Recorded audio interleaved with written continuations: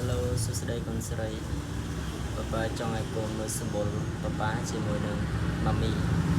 នេះជាសម្បុរប៉ាប៉ានិងម៉ាមីពេលដែលមានអូនណានេះមើលម៉ាមីភ្នែកម៉ាមីឲ្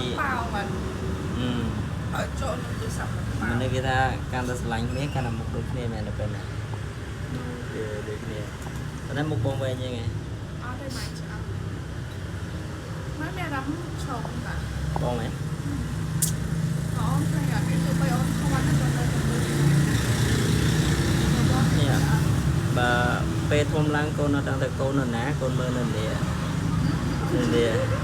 នេះកូននៅនេះឡើយកូនបាន7ខែហើយ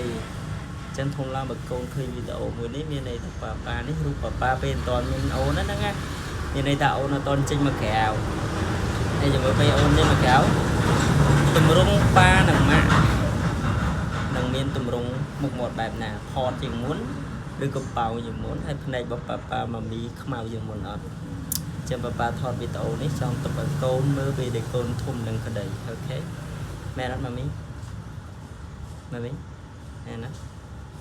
កូនយើងល្អអត់good